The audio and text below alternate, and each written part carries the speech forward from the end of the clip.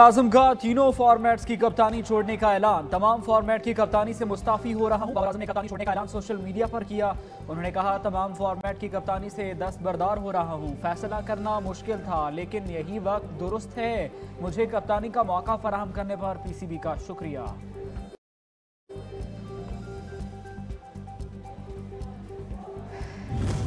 PCB ने बाबर आजम का इस्तीफा मंजूर कर लिया। जारी एलामी में कहा कि बाबर आजम के फैसले का एहतराम करते हैं।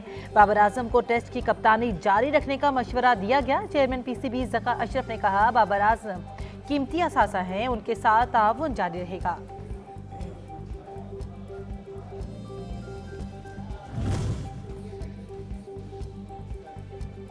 कौमी क्रिकेट टीम के T20 और टेस्ट टीम्स के नए कप्तानों का ऐलान हो गया। शान मसूद को टेस्ट और शाहीन शाह अफरीदी पाकिस्तानी T20 के कप्तान मुकर्रर। पीसीबी के मुताबिक एक रोज़ा टीम के कप्तान का ऐलान बाद में किया जाएगा।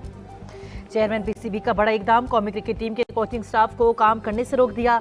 जराये के मुताबिक ऑस्ट्रेलिया में भी नहीं भेजा जाएगा। दौरे ऑस्ट्रेलिया में साबिक कौमी क्रिकेटर को हेड कोच लगाया जाएगा। अहम बैठक में head coach grant Bradburn, team director Mickey Arthur और बैटिंग कोच एंड्रयू पोटिक शरीक हुए।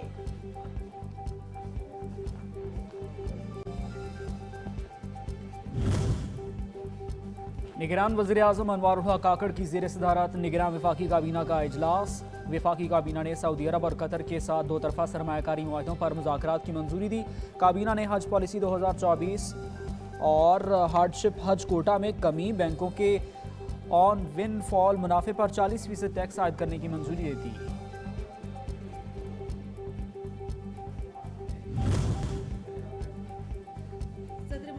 शहबाज शरीफ ने कहा कि रोने धोने से कुछ नहीं होगा। बिलावल भुट्टो जरदारी छोटे भाइयों की तरह हैं, जिनको अवाम मुंतखब करेंगे, कौम उनको कबूल करेगी। तमाम स्टेक होल्डर्स के साथ बैठकर 75 साल की खराबी खत्म करना होगी।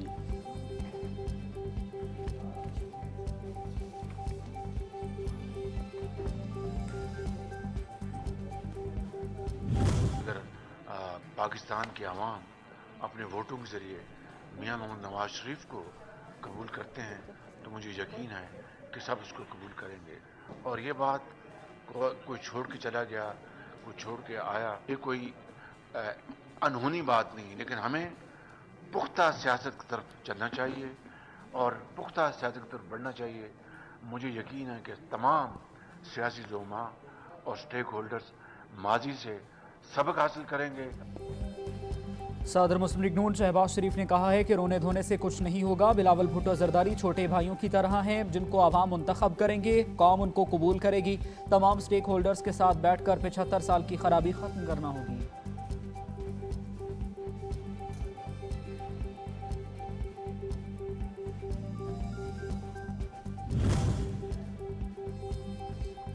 सदर मुस्लिम लीग नून शहबाज शरीफ ने नवाबजादा लश्कर रईसानी को नून लीग में शमूलियत की बाकायदा दावा दे दी। नवाबजादा लश्करी रईसानी ने मुशावरत के लिए वक्त मांग लिया। बोले, शहबाज शरीफ की पार्टी में शमूलियत की दावत एजाज है। सूबे के मसाइल सियासी अमल से मुमकिन है, हम इस सियासी अमल का हिस्सा हैं।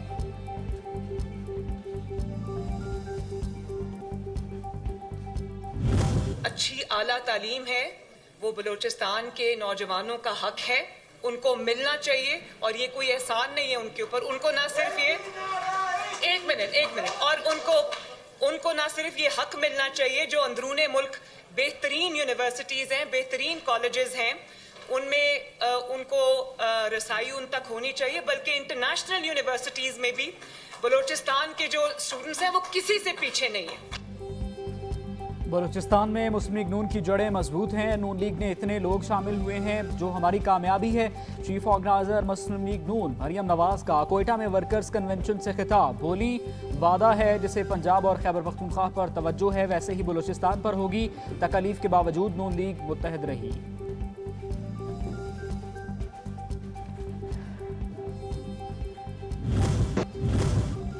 जमीयत उलमा पाकिस्तान के इस्लामाबाद में यकजहती फ़लस्तीन कॉन्फ्रेंस इसराइल गजा में बदतरीन दरिंदगी का मुजाहरा कर रहा है। फ़लस्तीनी बच्चे पूछ रहे हैं, उम्मत मुस्लिमा कहाँ है? मुकर्रिरीन का खिताब।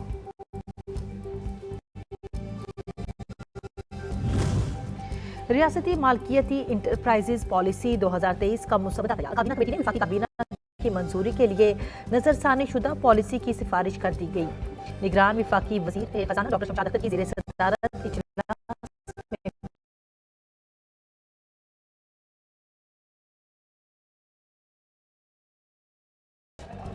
पाकिस्तान और IMF मुज़ाकरात में अहम पेशरफ्त, जल्द मुआहदा तय पाए जाने का इम्कान। MD क्रिस्टिलियाना जॉर्जिया ने डील के लिए ग्रीन सिग्नल दे दिया। ब्लूमबर्ग को इंटरव्यू में कहा कि पाकिस्तानी हुकाम इंतहाई मुश्किल हालात में प्रोग्राम पर अमल कर रहे हैं। निगरान हुकूमत ने IMF का एक और मुतालबा मान लिया। IMF के साथ बैंकों के मुनाफे पर 55 अरब रुपए तक का विंडफॉल टैक्स लगाने पर इत्तेफाक। ज़राए वजारत खजाना के मुताबिक बैंकों के मुनाफे पर विंडफॉल टैक्स माली साल 2021 और 2022 के लिए लगाया जाएगा। बैंकों से विंडफॉल टैक्स की मद में आइंदा माह वसूली की जाएगी।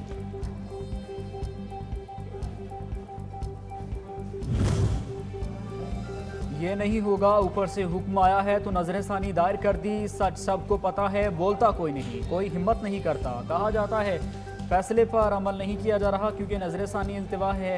आप अब भी सच नहीं बोलेंगे कि किसने नजर सानी का कहना था। चीफ जस्टिस का इस्तफसार, मुझे किसी ने नहीं कहा। शेख रशीद का जवाब, क्या सुप्रीम कोर्ट को बाहर से कोई कंट्रोल कर रहा है। नजर सानी की दरख्वास्त आ जाती है, फिर कई साल तक लगती नहीं। फैजाबाद धरना नजर सानी केस में रिवाज। फैजाबाद धरना केस में अटॉर्नी जनरल ने इंक्वायरी कमीशन का नोटिफिकेशन सुप्रीम कोर्ट में पेश कर दिया। चीफ जस्टिस पाकिस्तान ने रिमार्क्स देते हुए कहा कि हुकूमती कमीशन या तो आंखों में धूल झोंकने के लिए है या फिर नई तारीख लिखेगा। हमें उम्मीद है कि इंक्वायरी कमीशन आज़ादाना और शफाफ तहकीकात करेगा। अदालत ने केस की समाअत 22 जनवरी तक मुलतवी कर दी।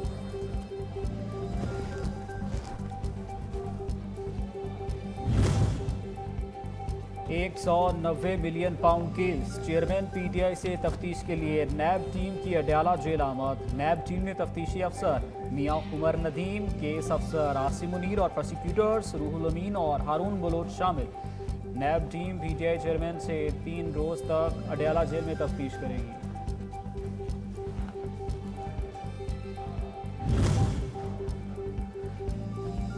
साइफर केस में साबिक वज़ीर ख़ारजा शाह महमूद कुरैशी की ज़मानत की दरख्वास्त मुस्तरद। इस्लामाबाद हाई कोर्ट के चीफ जस्टिस आमिर फारूक ने महफूज फैसला सुनाया। ऑफिशियल सीक्रेट एक्ट अदालत को 4 हफ्तों का ट्रायल मुकम्मल करने का हुक्म।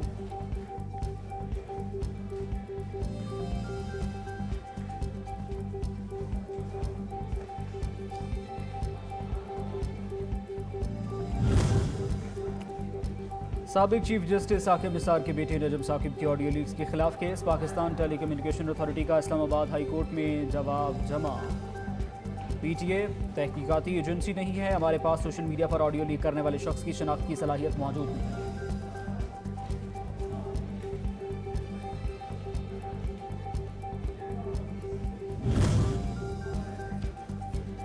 गैर कानूनी अफगान शहरियों की अपने वतन वापसी का सिलसिला जारी। मजीद 2712 गैर कानूनी अफगान बाशिंदे अपने मुल्क लौट गए। अब तक 2,26,349 गैर कानूनी तौर पर मुकीम अफगान बाशिंदे वतन वापस जा चुके हैं।